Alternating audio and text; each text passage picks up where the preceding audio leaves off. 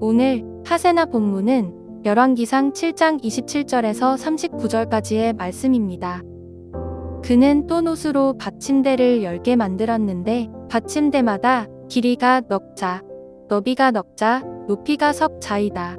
받침대의 구조는 다음과 같다. 받침대는 판자 테두리를 가지고 있고 그 테두리는 틀 사이에 끼어 있었다. 틀 사이에 낀 판자 테두리 위에다가는 사자와 소와 그룹을 그려 넣었다. 사자와 소의 위아래로는 화환 무늬를 새겨 넣었다. 그리고 각 받침대에는 4개의 놋쇠 바퀴와 놋쇠 축과 4개의 다리를 달았다. 그 4개의 다리는 놋쇠 대야 아래에서 어깨 모양의 받침두리를 괴고 있었다. 이 받침두리들은 화환 무늬의 맞은 쪽에서 녹여 부어서 만든 것이었다. 그 아가리는 받침두리 안에서 위로 한 자 높이로 솟아나와 있었는데 그 아가리는 지름이 한 자 반으로 둥글게 받침두리와 같은 모양으로 되어 있고 그 아가리에는 돌아가면서 새긴 것이 있었다. 그러나 그 테두리 판자들은 네모지고 둥글지 않았다. 그 테두리 판자의 아래에는 4개의 바퀴를 달고 바퀴의 축은 받침대 안에다 넣었다. 바퀴 하나의 높이는 한 자 반이었다. 그 바퀴의 구조는 말이 끄는 전차 바퀴의 구조와 같았다. 바퀴의 축과 테두리와 바퀴살과 그 축의 통은 모두 놋쇠를 녹여 부어서 만든 것이었다. 그리고 받침대의 4귀퉁이에는 어깨 모양의 받침두리가 4개 붙어 있는데 그 받침대에서 받침두리가 잇따라 나와 있었다. 받침대 꼭대기에는 반 자 높이의 테두리가 둥글게 둘려 있고 또 받침대의 아래에는 바퀴축인 버팀대와 테두리 판자들이 연결되어 있었다. 바퀴축인 버팀대 판자와 테두리 판자 위에 빈 곳에는 그룹과 사자와 종려나무를 활짝 핀 꽃 모양과 함께 새겼다. 그는 이러한 방식으로 받침대 10개를 만들었는데 모두가 같은 치수와 같은 양식으로 일일이 부어서 만들었다.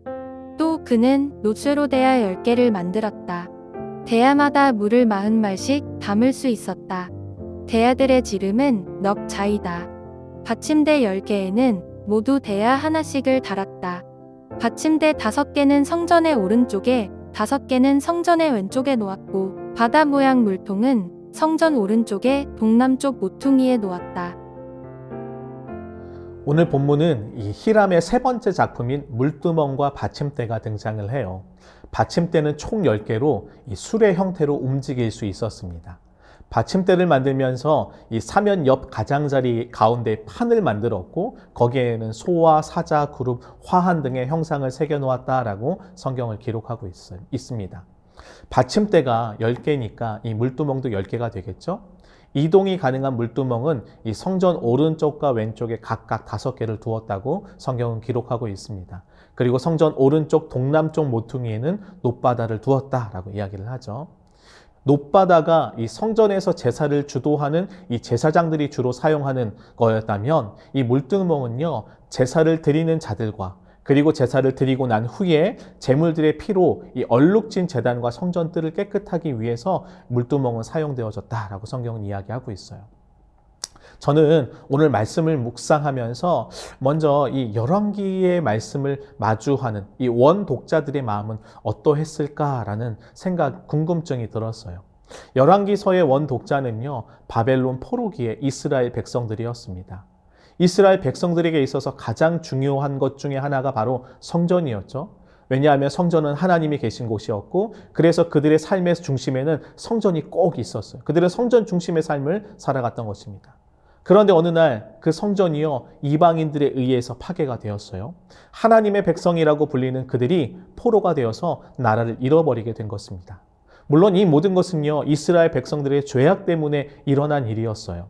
하나님은요, 이방 민족을 통해서 그들의 죄악을 심판하셨던 것이죠.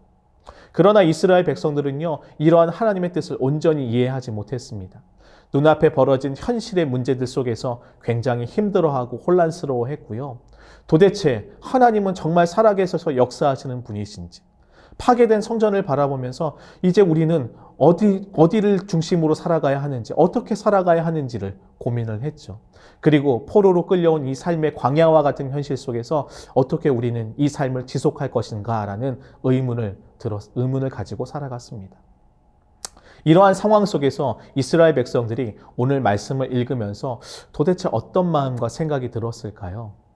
여러분, 물두멍은요, 이스라엘 백성들이 제사를 드리고 난 후에 이곳 저곳에 묻은 피를 씻겨내고 거룩함을 회복하기 위해 만들어졌습니다. 곧 물두멍은요, 부정함을 씻어 정결함을 회복하기 위한 도구들이었죠.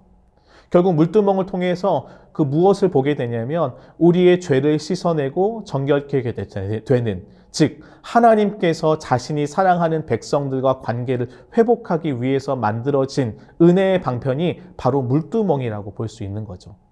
그런데 안타깝게도 그 이스라엘 백성들, 이 성경을 읽는 사람들의 삶의 현장은요, 성전이 없어요. 하나님과의 관계를 회복할 은혜의 방편도 찾아볼 수 없게 되었습니다. 아마도 그들은요, 절망과 고통 속에서 방황하고 혼란스러워했습니다. 그러나 한편으로는요, 이 독자들이 이 글을 읽으면서 어떤 생각이 들었을까요? 성전을 그리워하는 마음이 생겼을 것입니다. 하나님께서 함께 하신다는 것이 얼마나 소중한 것인지, 자신들을 향한 하나님 아버지의 사랑과 은혜가 얼마나 귀한 것인지, 그럼에도 불구하고 자신들이 어리석게도 얼마나 크나큰 잘못을 저질렀는지 그들은 아마도 깨닫게 되었을 거예요. 여러분, 이러한 모습은요, 오늘을 살아가는 우리의 삶에서도 발견할 수 있습니다. 우리는요, 예수 그리스도의 십자가의 보혈로 하나님 앞에 나아갈 수 있는 은혜를 누린 자들입니다. 그럼에도 불구하고 우리는 세상을 살아가면서 어떻게 살아가나요? 하나님의 은혜를 망각할 때가 많죠. 그래서 죄악의 길로 걸어갈 때가 너무도 많습니다. 그런데 우리는 그런 어려운 상황 가운데 만났을 때에 우리의 잘못을 생각하지 않은 채 어떻게 하죠? 힘들고 어려운 일을 만나게 되면 마치 하나님이 나를 지켜주지 않아서 이런 일이 생겼다고요, 하나님을 무척이나 오해하고 원망하고 불평할 때가 많습니다. 그렇다면 우리는 어떻게 해야 할까요? 먼저 우리는요, 우리의 잘못을 정직하게 인정해야 돼요. 하나님을 소중히 여기지 않고 형식적으로 하나님과 관계하면서 죄악 가운데 내 멋대로 살아간 우리 모습을요, 회개해야 합니다. 그리고 한 가지 더 이것을 기억해야 돼요. 구약 시대에는 부정함을 씻기 위해서 물두멍이 필요했지만 이제는 우리에게 예수 그리스도께서 흘리신 그 단번에 흘리신 그 귀한 보혈이 있기 때문에 더 이상 우리에게 물두멍이 필요치 않게 되었다는 것을 기억해야 합니다. 그래서 우리는 어떻게 해야 하나요? 오늘도 예수 그리스도의 보혈을 의지하여서 하나님 앞으로 나아가야 합니다. 그 보혈을 의지하여 하나님 앞에 나아갈 때에 하나님 아버지는 우리를 어떻게 해주시나요? 우리를 용서하시고 회복시켜 주실 것입니다. 오늘 하루 그 예수 그리스도의 존귀한 은혜를 기억하며 감사하는 하루를 보냈으면 좋겠습니다. 그리고 오늘도 그 보혈, 존귀한 보혈을 의지하여 하나님 앞으로 나아가는 우리 모두가 되길 진심으로 축복합니다.